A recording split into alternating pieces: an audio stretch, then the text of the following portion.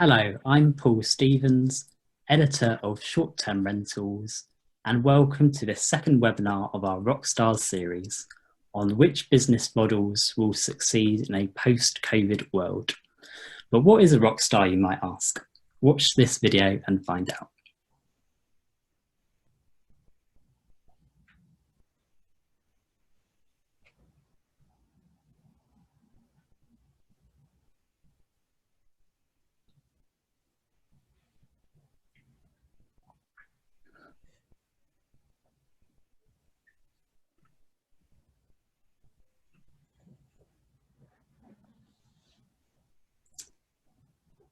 Okay, we appear to be having a few sound issues there. Maybe we can come back to that at the end, possibly.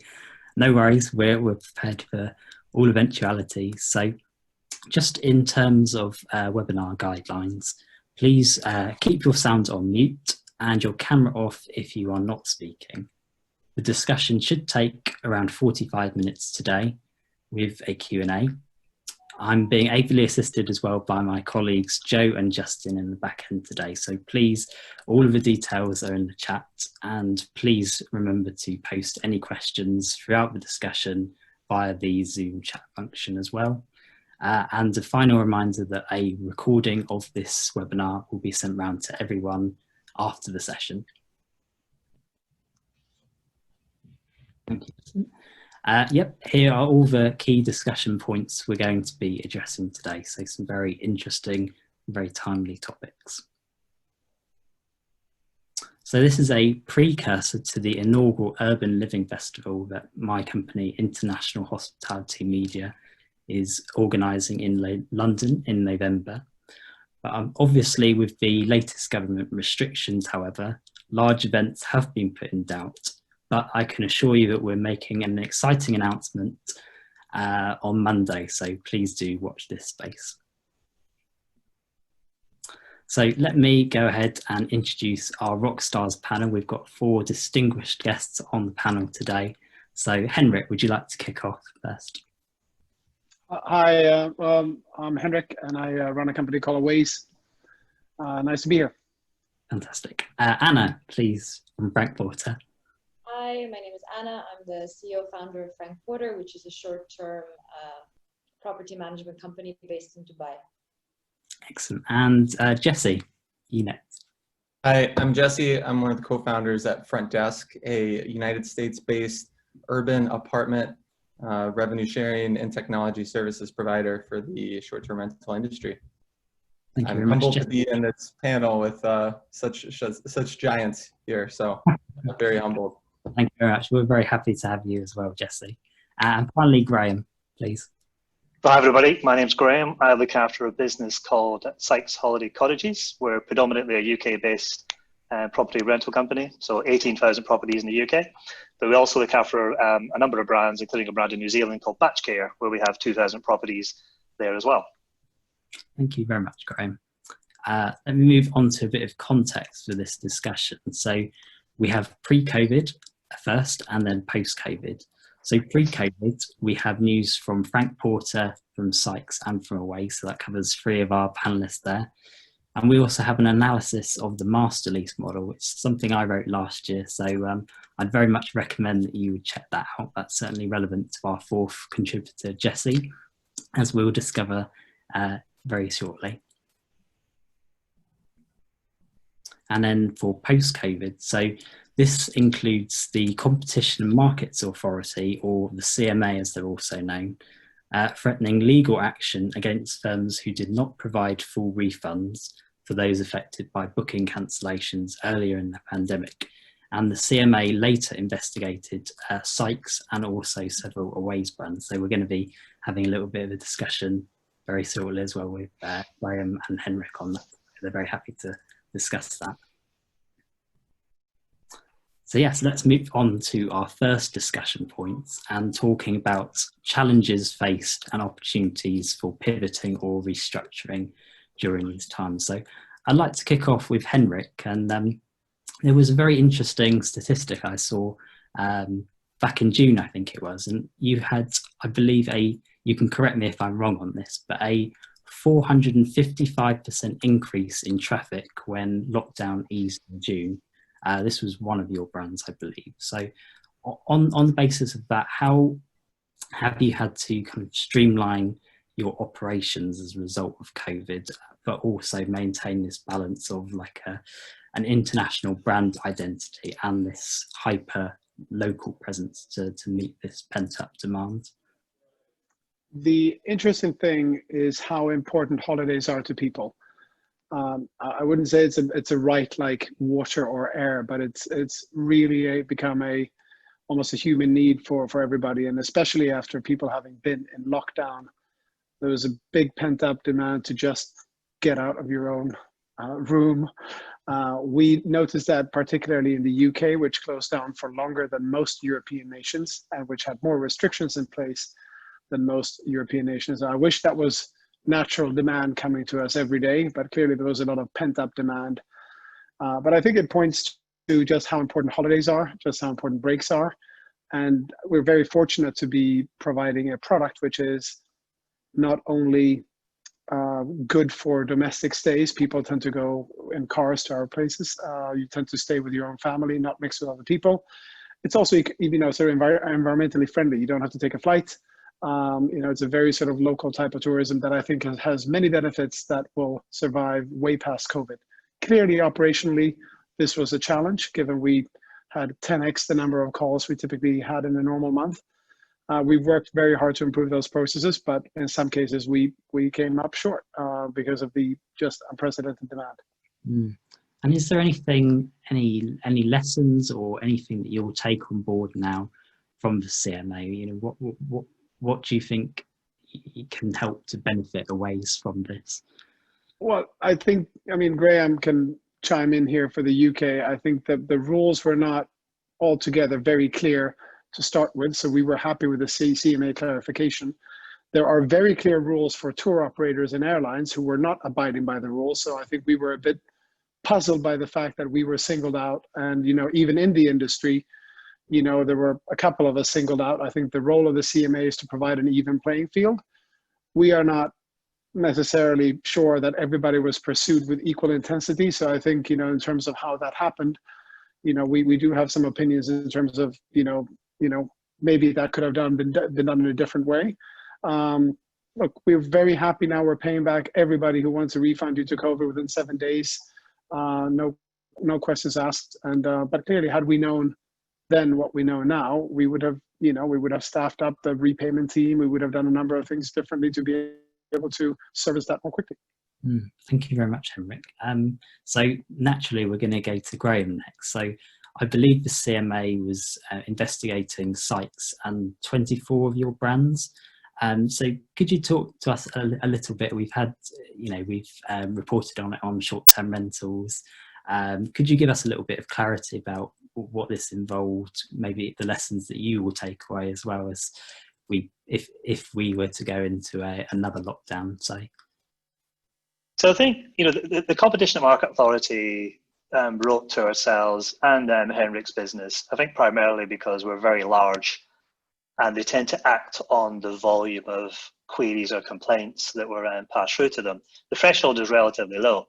So I think in our case, from what we understood, we had somewhere between 500 and 1,000 complaints. Now that may seem like a lot, but you know, we had 500,000 people potentially due to travel that were impacted. So statistically, it wasn't a lot. But you know, the thing that I found quite difficult and challenging is we're an agent, and that is our job. So our role is to do marketing services. It's effectively to collect payment from customers. It's to then service bookings and then pass that payment on to our property owners. And we pass payment on to property owners in advance, typically 6 weeks before customers are due to travel.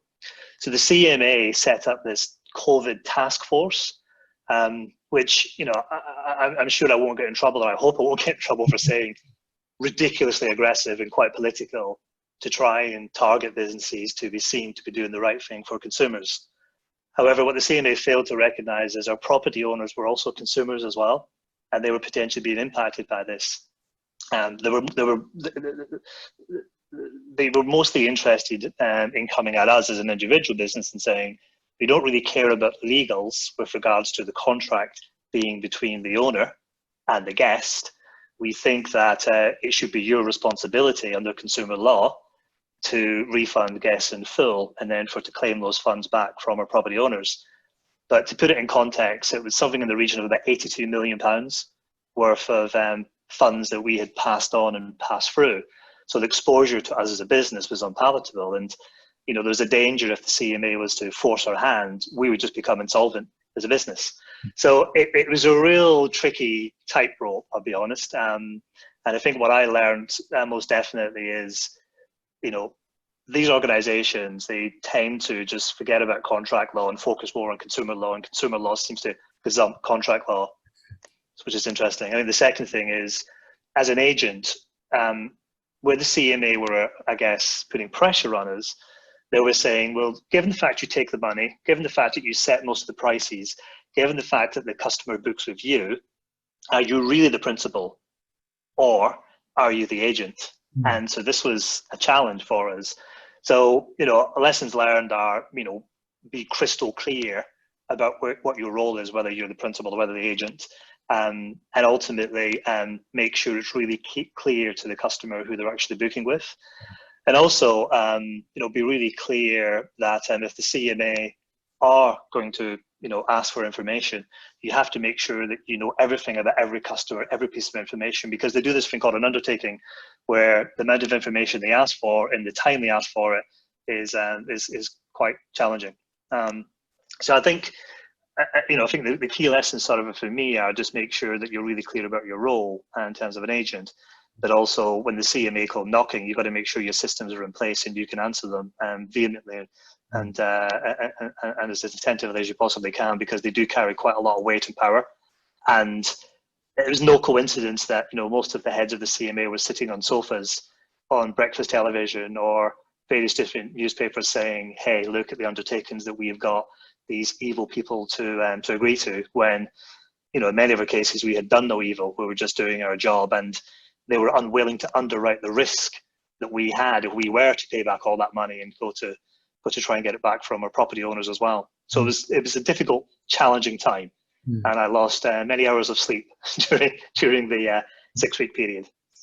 And we now cross to Dubai, and Anna, you provide a premium management service with hotel-like amenities, and I guess now you're starting to approach the holiday season. So my question would be, how is Frank Porter actually preparing now for this tourism comeback, and how have you had to adapt because of this?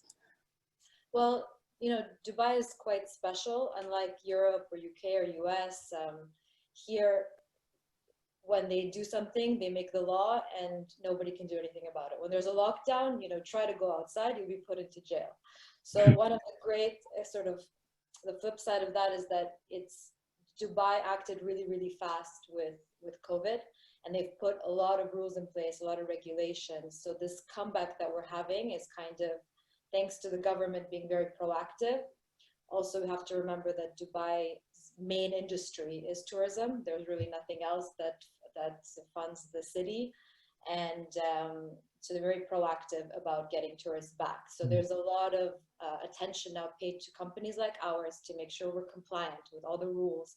We've had like 10 checks by the government over the past 2 months to make sure, you know, everyone's wearing masks and we're cleaning properties properly.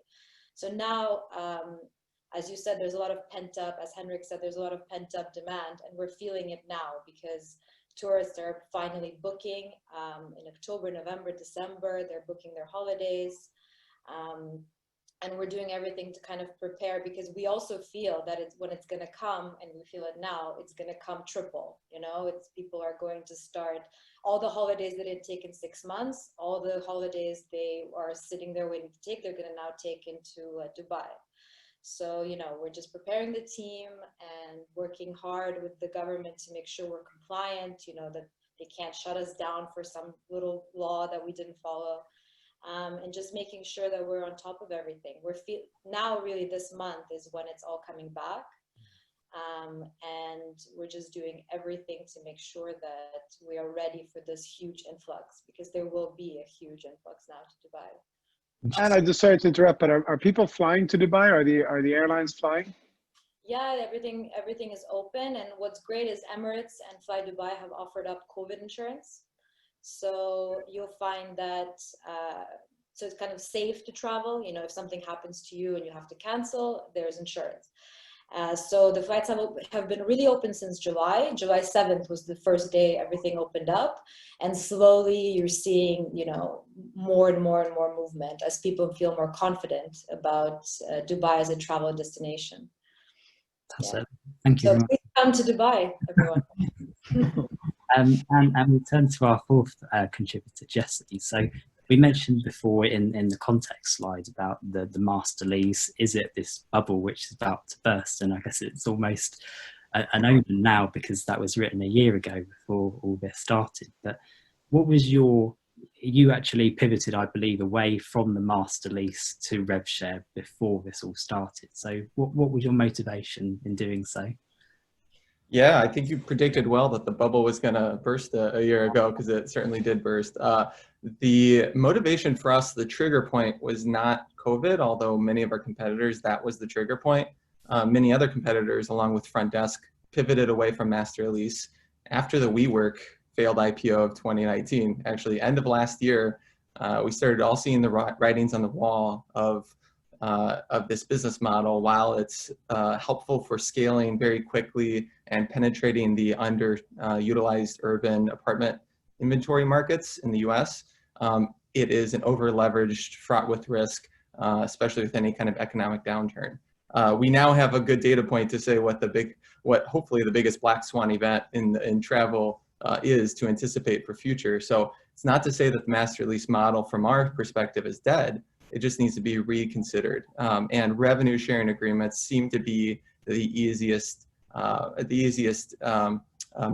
And a lot of the people on the webinar here have already understood this with their owner agreements. And so I think the US urban market has a lot to learn from the traditional vacation rental market, who's been doing this for decades and is still sustaining today. So it certainly has caused many of us to go back to the drawing board, those of us who are still fortunate enough to still be alive.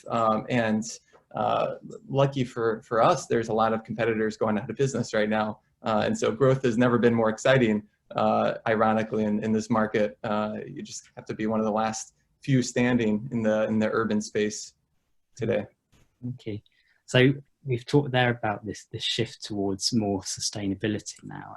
Graham, this is something I think that connects very well with the topic of leadership and navigating these pandemics. So for you as a CEO, how do you think important has it been to strike the right tone when it comes to communication and dealing with the media as well at the same time? The media. I mean, yeah, sorry, it's a sharp intake of breath. I think, you know, you couldn't over communicate really during this sort of the first pandemic wave we had in the UK. So when you have 250,000 people coming to your website every day, and there's just this hunger and thirst for knowledge and information, and if they can't find the information on your website, they're then calling you, and you're getting 10,000 phone calls a day. And if they're also at the same time, they're sending you 10,000 emails a day. So, you know, making sure you communicate in a timely sort of a fashion, not only to consumers, you know, who are impacted, but also our property owners, but also our employees as well. So, you know, I had a quick look, just to, you know, making some notes for this, and I think we sent something like 72 communications out over a sort of a 60-day period to owners and sort of customers that were impacted. Countless sort of the videos that we did, countless information on social media, etc. So, you know, communication was key, and really rapid action decision making. I think one of the good things that's come out of this is our ability to prioritize tasks. Certainly as a CEO, the ability to sort of, you know, get a small group of people together, prioritize tasks, take action. And I've been amazed at how quickly things can get done, that before everybody would tell me they used to take 6 months or a year. Suddenly we were doing things in like a week. And, you know, and it was just helping the business really focus as well. So, you know, over communicate, I would probably say it's been the key. In terms of the press, yeah, it's not been fun. You know, and you know from personal experience, you know, we had customers who were, I did an interview with yourself, and you know, customers were hunting you down and, you know, hurling abuse at yourself, saying, how dare you interview this person. I had 127 letters from members of parliament who were outraged, from constituents. I had one article where 17 pieces of information were factually incorrect. We had to get it, you know, changed, and this was a pretty major leading publication. So I think, you know, I think it was difficult to control all of that. And I think our approach was, we just have to defend ourselves because we haven't done anything wrong. We're doing our best. No business plan or no model was built for this. And, you know, the only area where I refused to really aggressively engage was social media, because that was just an evil, nasty ground where there was a lot of lies and fake news and mistrust going on there. And it was just pointless engaging with it. And Graham as well, I'm sure you had the same. And what was nasty about it was some people really went after the staff and team members, and with, you know, sometimes death threats, etc. Like, you know, I get people are frustrated if their holiday isn't happening, but the vitriol you could get on social media, and because of the, you know, the sort of just divisiveness that sometimes built up, I mean, that kind of carried over into, you know, a very aggressive tone sometimes, and we had to adopt a kind of sort of a policy of no abuse, because it sometimes went completely over the line, where we even had to involve the police, you know, so it was unpleasant. I also know what I discovered is no one has any patience for anything, you know. So the minute, you know, the holiday may be happening in 3 months' time, but, you know, they wanted an immediate answer, but yet you had 10,000 people traveling with you in 24 hours. And so there was no real sort of a sense, and people just were demanding urgent information. And if you couldn't give them that, then, you know, you were evil, and then they were hunting you down in every single, you know, social media platform, whatever it may be. So difficult, but, you know, the staff were amazing. And the only thing that kept me sane was recognizing that it's a small minority of people making a lot of noise. And statistically, you know, I feel for them, but in the grand scheme of things, you know, the vast majority of people are comfortable with what we're doing. And as long as we kept, you know, feeding that communication out to customers and owners and getting that relatively positive feedback, it kept me sane. And yeah, and then it was also made hard by the fact that the government rules weren't clear, so and they kept changing. So we had to, you know, you had to work on top of those. And anyway, that made it, I think, it wasn't like we could just say, like, at the beginning of summer, okay, here are the rules, right? And let's just roll with that. And so no, because every week there would be like rule of 6, meter of 2 rule, you know, cleaning standard. And I think that made it very complex. And not everything was in legislation, so legally it was difficult. And the only time it got really easy, and this sounds bizarre, is when we were in a full national lockdown and no one could go anywhere. And it just became easy. Jesse, what's your reaction to what we've heard? We talk about good and bad leadership, but then is there something more about it, like organisation, or is there someone particularly that you would like to emulate at Frontdesk? Yeah, fortunately, we haven't had the press issues. Fortunately, unfortunately, we have a flexible cancellation policy. So I can't relate as much to the press side of the house, but in terms of just general leadership, to echo Graham's point, over communication, absolutely necessary, and to shareholders, employees, customers, owners, and everybody's trying to make sense of this all. So the more you can be an open book, the better we found. In terms of who to emulate, so Brian Chesky at Airbnb, I've often looked up to. You know, he's one of the most iconic entrepreneurs in today's age. He built the Airbnb in the midst of the last recession, and now they're finding their way in one of the most complicated IPO journeys that you could probably imagine. And he said something that resonated with me, which is that a lot of it is mindset at the leadership level. And so obviously being realistic and seeing everything that's going on around you and being decisive with hard decisions is one thing, but you also have to see all the opportunity around, because the companies that are panicked by fear just are missing those, and they start to get sucked into that path. So for me, it's been a challenge in stretching my leadership abilities to try to stay positive and see the opportunities. But if you look around, you know, I personally believe that COVID could be the best thing that ever happened to travel. If you think about it, we, at least in the US, we've been restricted to 2 weeks of travel per year based on our being tied to our cubicles. With the work from home push, that's going to be something that I believe sticks. All right, I could be wrong here. You sound like an idiot anytime you try to predict anything in today's day and age, but it seems very likely that work from home is going to stick. And with that, I think humans are instinctively wired to want to roam the world and travel. So I firmly believe that, it could be the biggest boom on the other side of this. Not to mention all of the distressed competitors out there on the market. It could be the best time to actually be in this business. So, keeping that air of positivity, I think has helped our team significantly. They've helped me as well. I think digital nomads is something I want to get onto very soon, so I'll be back shortly. But Anna, is there anything in particular that you feel you've learned from a process that can enhance your leadership skills? I mean, I think crisis moments test your leadership and kind of decide who you are and what your company is about. We had a really tremendous growth. We started in 2017 and we've grown like exponentially.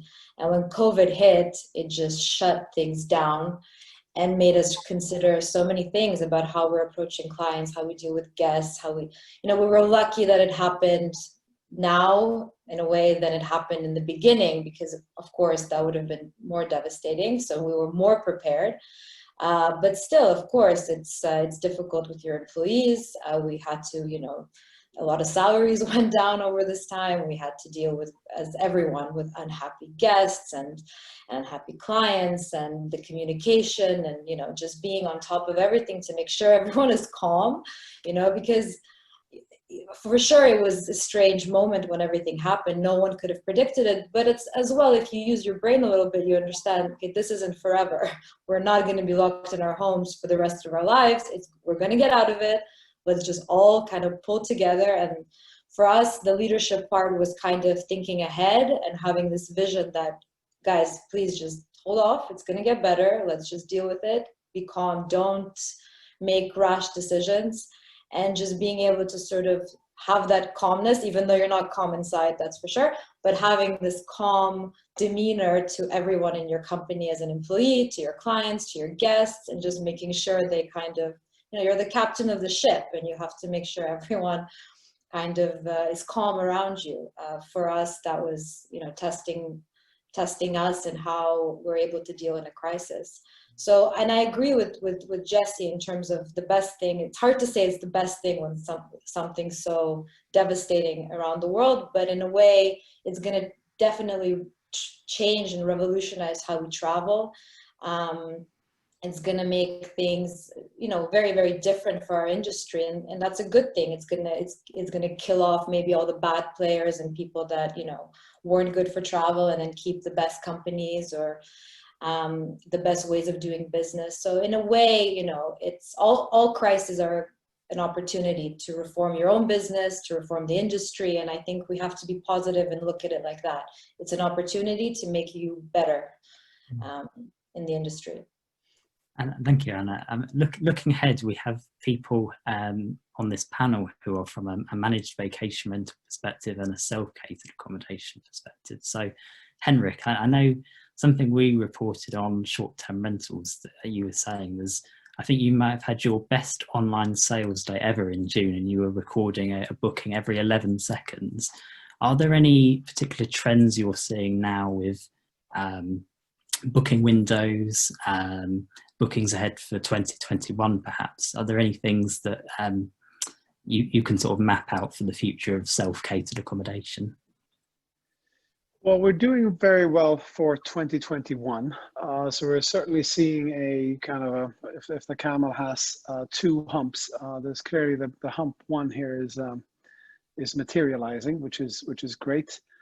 I do think as we get into next year and the consumers will, unfortunately, I think we're going to have this on-off regional lockdowns, restrictions, for a while yet.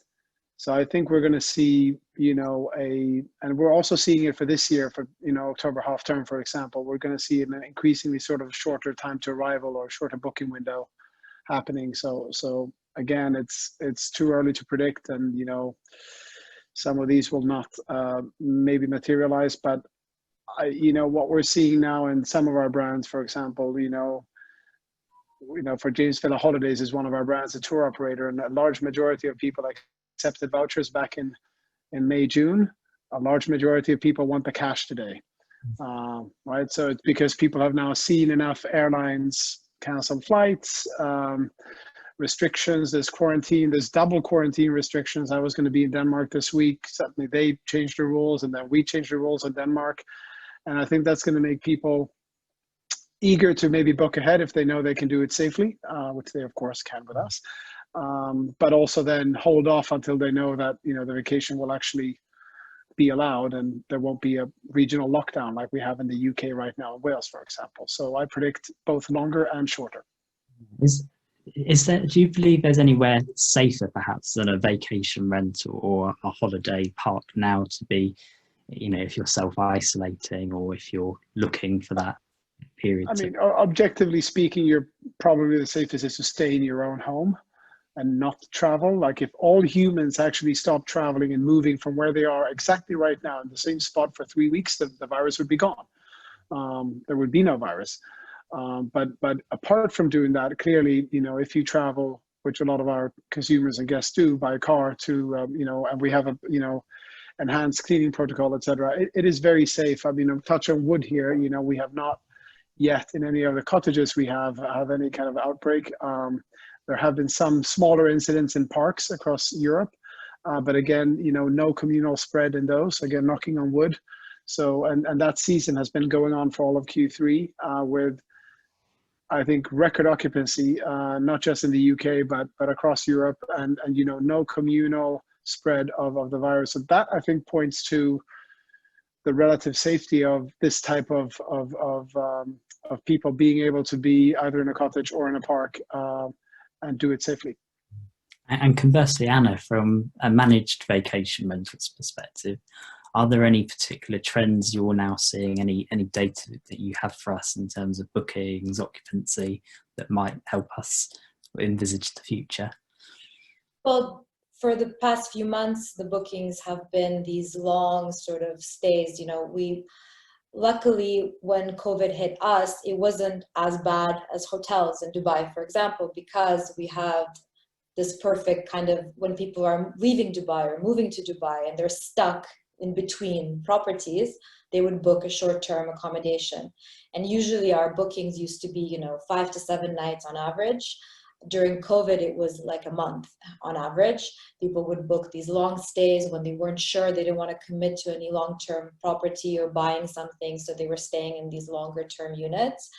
And now we're seeing, so maybe it was average of, 21 days over COVID. Now we're seeing the number drop again. So every day it's 20, 19. Now I think it was 14 a few weeks ago. Now I think it's back to maybe 9. So it's just still above what it usually was, but it's coming down. People are booking their shorter holidays as well.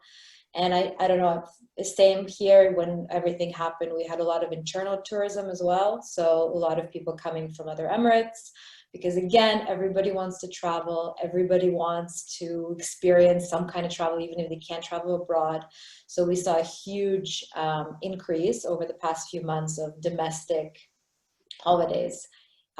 Even forget other Emirates, just Dubai. If you're stuck in your home and you just want to leave your house, we saw a lot of those bookings as well. But I think this is temporary. I think we're going to go back to the normal sort of travel of 5 to 7 days bookings coming up.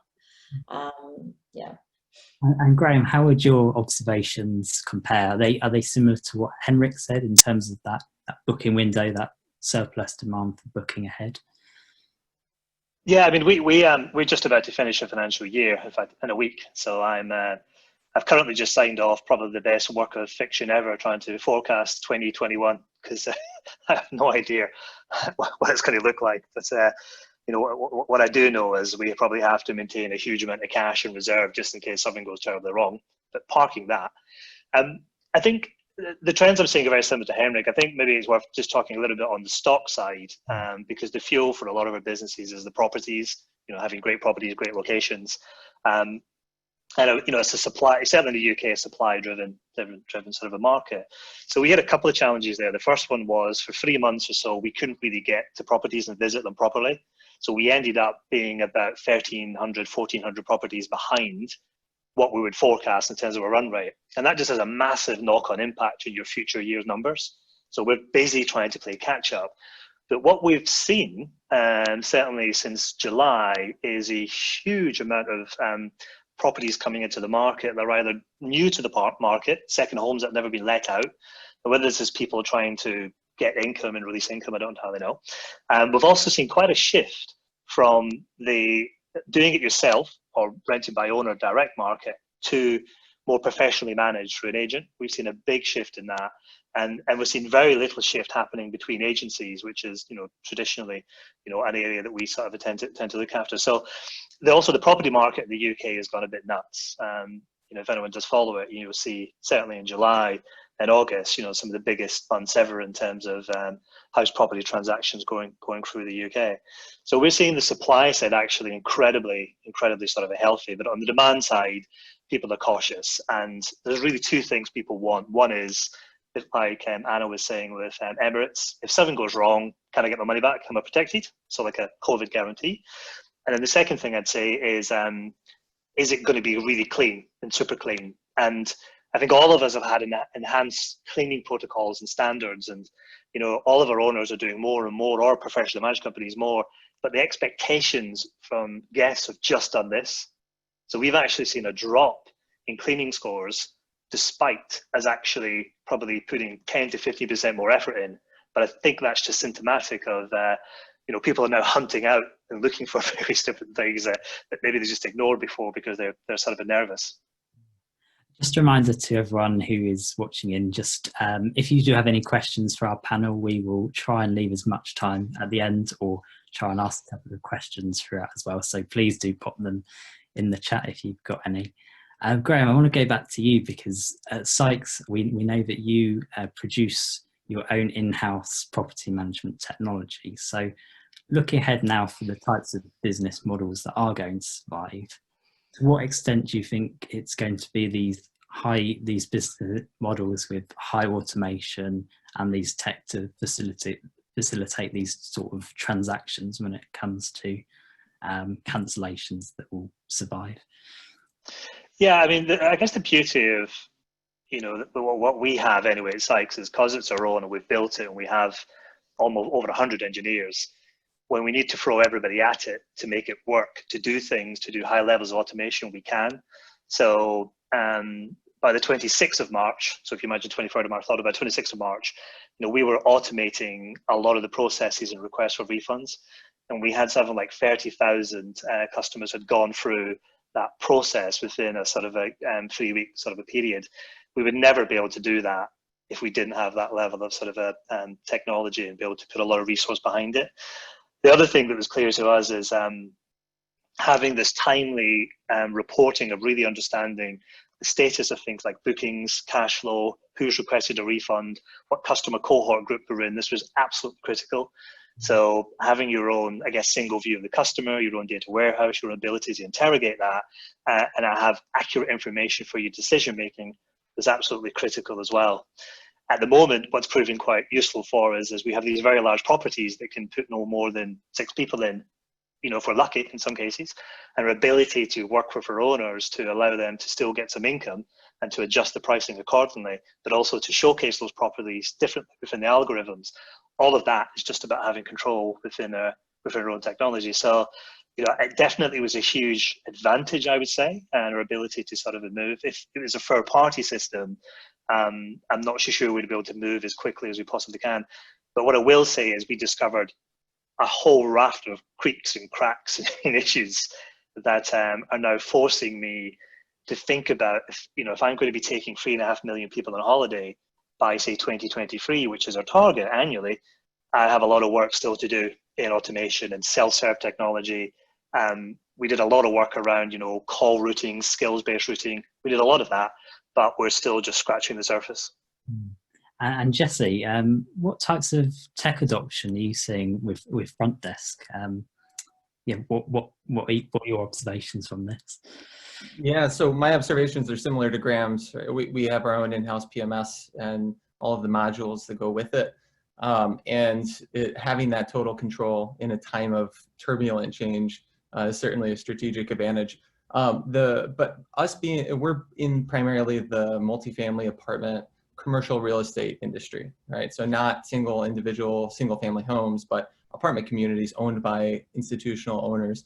And what we found is that the spike in technology demand from these institutional multifamily apartment owners has spiked recently since COVID. And a number of factors are contributing to that. Either they are pursuing more contactless self-guided tours, and they're starting to adopt the technology that short-term rental operators were using pre-COVID, that they were relying on their leasing office to handle. Number two is they have now been stuck with furniture from their defunct short-term rental operators, and they're making the decision: do we hire a front desk to come and manage these and turnkey, or do we try to manage it ourselves and take our stab at rental by owner in the short-term rental world as an apartment owner? And the third is just frankly desperation. There's a lot of vacancies and hollowing out of these urban cores. So not only are urban travel taking a hit, but also urban living is taking a hit right now. And if you can work from anywhere, why would you be locked in your tiny apartment when you could go live on a mountaintop somewhere and work from home? So we're actually in the process of spinning out our technology services for these select few kind of pilot partners, using our own in-house tech to enable their short-term rental operations. So our shift has changed from branded travel to prop tech enabling white label over the course of this period. And we're still trying some things out and seeing how it works, because the market, we think, will stick post-COVID, but what better time to experiment than a period of change like this. So add to that, Apartment Jet and Nito and some of the competitors that were in the space are now out of business as well. And so there's blue ocean in the apartment prop tech short-term rental space in the US today. And Henrik, Jesse's mentioned some of these businesses which are unfortunately no longer in operation. So when it comes to strategies as a CEO yourself, how with Awaze, how are you intending now to grow organically by harnessing technology? The same way we were before. I think just like Graham, we're also, something that even in my past life, my previous work jobs, the technology for, how to enable the customer contact center to do really well, or processing refunds, didn't necessarily make it up the sexy list to the top.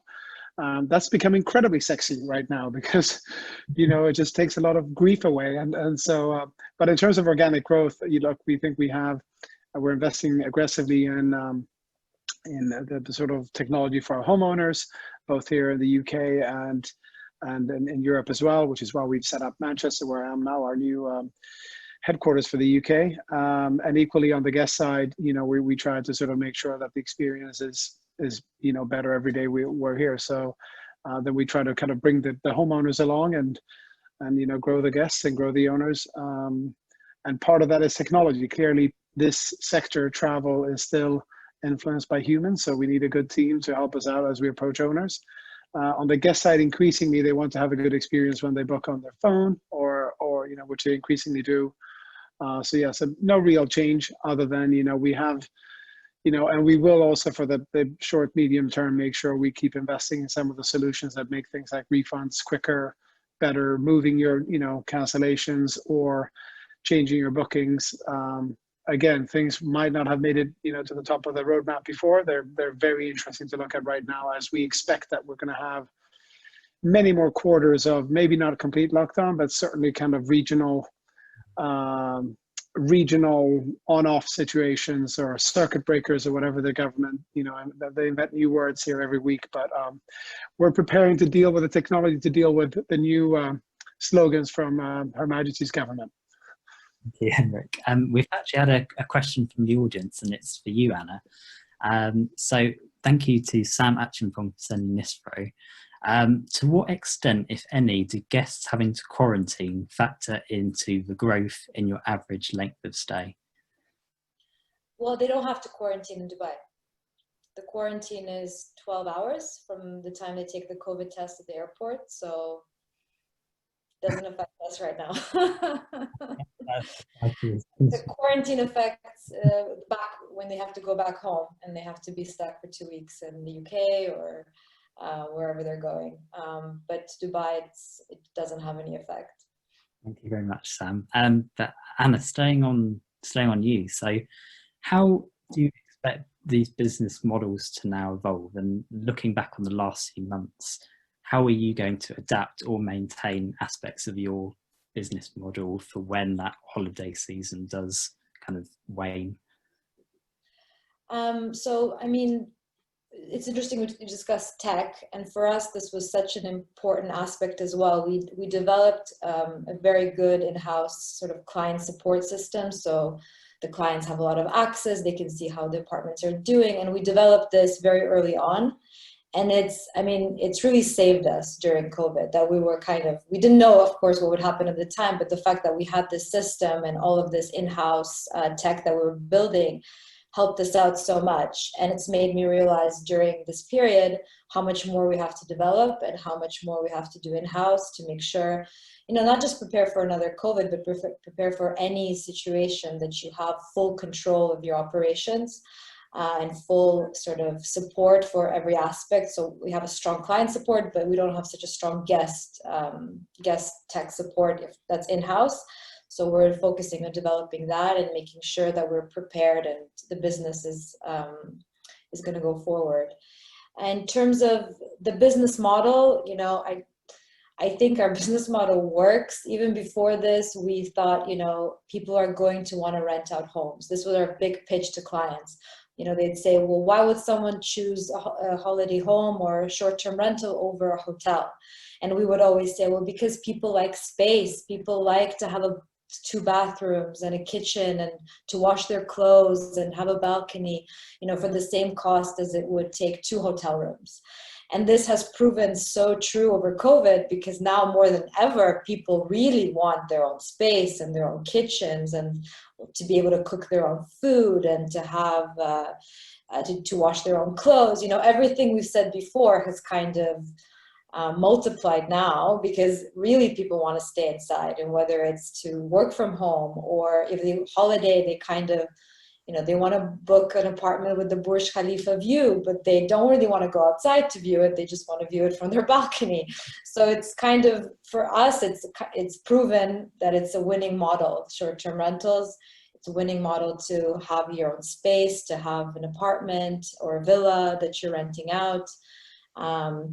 So I think for us, it's not even, we are very happy with the model. We think it's going to do well, and I have no doubt this business is going to grow in the future even more. It's just about, for us internally, making sure that we can support that growth and really spend time on our operations, making them better with internal support and tech as well as everyone else here on the panel.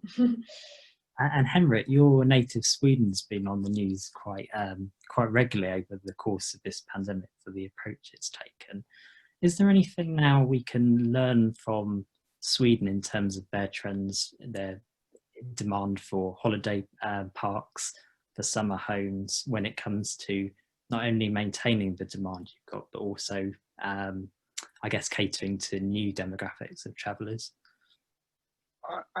Sweden is an interesting one. I think it's probably too early to tell again whether the Swedish experiment was a good or a bad one. It looks like it's been a decent one for Sweden, but also remember that the population density in Sweden is very different to the UK. It's a different scenario. It was interesting being home this summer, where there was almost nobody critiquing the model. Like, I found it to be a very libertarian view from a country that invented the nanny state. So that was an interesting paradox, coming home and kind of seeing my fellow Swedes behave in a very sort of, like, it wasn't quite sort of ban the mask, but it was certainly well, everybody minds themselves and things will be all right. So and then again, I think the Swedes you know, from a vacation perspective in Sweden, because it's a relatively large country with a lot of space. A lot of Swedes have access to their own holiday home, so the holiday home market is smaller in Sweden than what it is in Denmark, for example, or even Norway. So I'm not sure how much you can learn from Sweden. I mean, I do find it, you know, being a Swede in the UK, I have fun sometimes with my English friends saying like, oh, look at our graphs. And, but that's more for jest. And look, it's not to laugh at. We've had over 5,000 dead in Sweden, you know, compared to Denmark, 300. So, you know, it's not that, you know, it's been a great crisis there, but it does, I do think that Sweden has a model which, at least if you operate a business, it would have been easier to run it in Sweden than it has been in other European countries, because the rules have been pretty clear from the get-go, and they have barely changed since March. So, but other than that, I don't know that, you know, there's a whole lot of takeouts you can do from a country of 10 million people way up north. So what do you envisage the impact being on business travel as well? Is it dead, like some people have been saying, in your opinion? I mean, I think, look, I think it'll come back, but I'm staying in a hotel right now in Manchester, and they're running at less than 20% occupancy on weekdays. You know, and these are big boxes, you know, nice hotels, and I've stayed in 2 or 3, and it's the same figure everywhere. So I do think, you know, it will probably come back. It's going to take much longer than leisure travel. And I think for, you know, I was reading the other day that hotels like the Standard in New York and Miami are reinventing themselves. You know, you can now stay at the Standard in Miami for $150 for a month. And also, again, pitching to people who are working from home is like, why don't you want to go to Miami and stay in a penthouse in a very nice hotel for 30 days? So I think the hotels will be fine. They'll reinvent themselves. But I do think, you know, before business travel comes back, it will be a while. And I think if you're an airline, that makes it trickier for them, where a lot of the revenues, of course, come from business class travel. So, you know, yeah, it will take a while for business class travel to be back in force to cities, for sure. And we've had another question through in the chat, and I think, Jesse, this might be quite relevant for you. There's a demand for, thank you to Eloise for posting this. So there's a demand for alternative accommodation at the moment as guests seek independence and flexibility in their stay. What opportunities and challenges lie ahead for this sector, and do you see healthy competition with other asset classes? It's a great question, because I guess the answer I was going to give to this question originally was, where is the new demand coming from in its long-term stays? And we're competing against apartments now, so apartments and residential homes. And so really, you know, we call it alternative accommodations. It's really turning into alternative living circumstances. And so what we're finding in, again, the urban apartment space is our specialty. And what we're seeing is that there are many renters that are either moving in with mom, or they don't want to sign a 12-month lease, because who knows what the world's going to look like over the next 12 months, whether their job's going to be secure, whether they have to go travel, whether they even need to go into the office. And so I think the urban dwellers value flexibility more than ever. And so kind of the T-Mobile zero contract, I don't know if you guys have T-Mobile in Europe, but they kind of broke the contract idea. And I think the same concept is happening in the apartment living space. And you start to see some furnished furniture leasing companies on the rise now too, playing into that same trend where people just don't want to be tied anywhere because they don't have to anymore. And so certainly the asset class we're competing against now is multifamily. So you see a lot of flexible living communities, co-living communities on the rise in these urban spaces. There's a fascinating example. Nito, I think, pioneered that, where a resident can rent out their apartment on Airbnb, and now other apartments are following suit. That part of the commercial real estate asset class hasn't slowed down since COVID. It's only sped up. That is proving to be the best, highest NOI of a downtown urban asset, not net operating income for an apartment community. So I think people are starting to see, both as an owner and a renter, having the flexibility to pivot any space from a short-term lodging to a long-term lodging maximizes the utility and the overall profitability of that space. And you're a popular man in the chat. We've got a question here from Sebastian Long. How are you finding the response from multifamily decision makers, re the new business model of RevShare? Yeah, so it's never been easy to sell RevShare to institutional commercial real estate owners. They have banks that care about lease commitments. That's what the whole apartment industry is built upon. They are more receptive to it now than ever. But the question they're now asking is, prove to me that you can make the most revenue.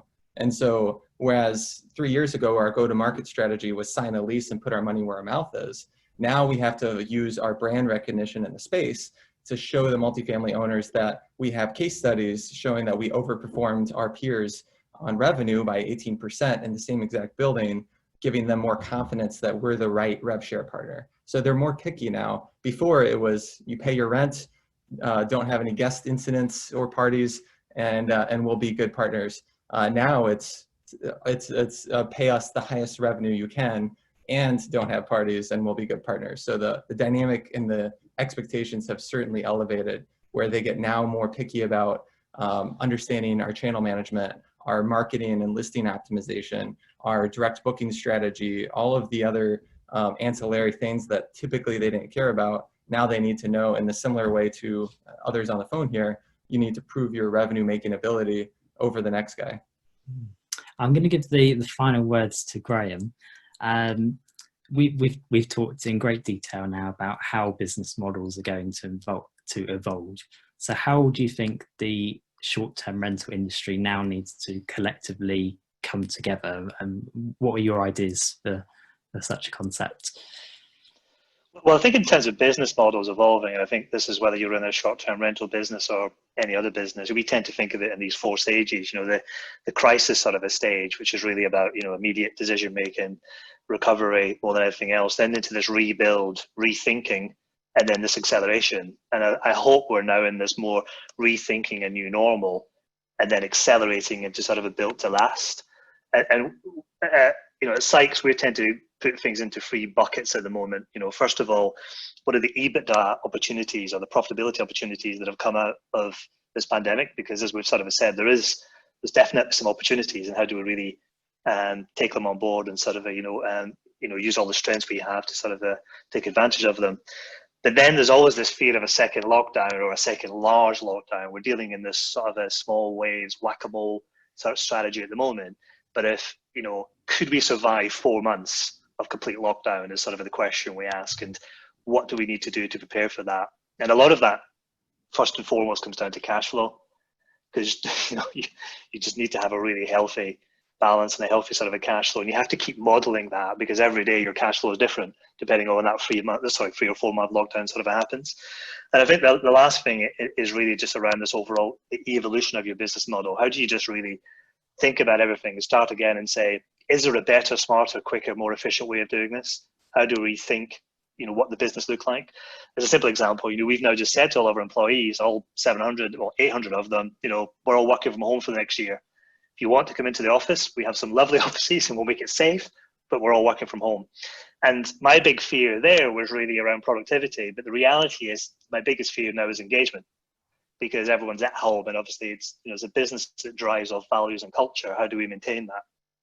And the second part of your question around what do we do as a business and sort of come together in terms of short-term rental, I took a lot of comfort through speaking to people like Henrik and speaking to other CEOs, be it private equity-backed CEOs or other CEOs in the short-term rental and sector.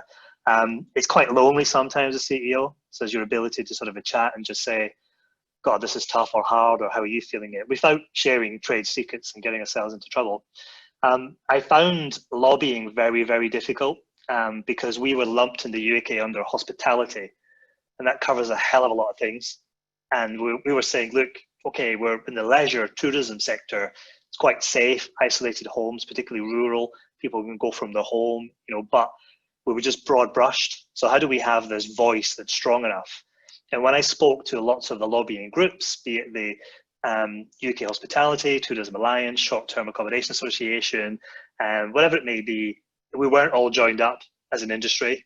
because we had slightly different agendas. So trying to lobby was quite difficult. So I think trying to find a way we can come together to have a voice and take affirmative action where it's appropriate if we have to lobby, but also how do we create this knowledge and share best experience and stories that's relevant to everybody. It's probably more wider than just clearly a UK, because that operates across Europe, US and beyond, would be my suggestion. Thank you very much to Sebastian for that last question. And of course, thank you very much to all of our contributors, to Jesse, to Anna, to Graham and Henrik. I'm sure everyone would agree that was a very interesting, fascinating discussion. And so the next webinar in our RockSTRz series will actually be focusing on the rise of bespoke booking channels, and that's taking place on Tuesday the 13th of October.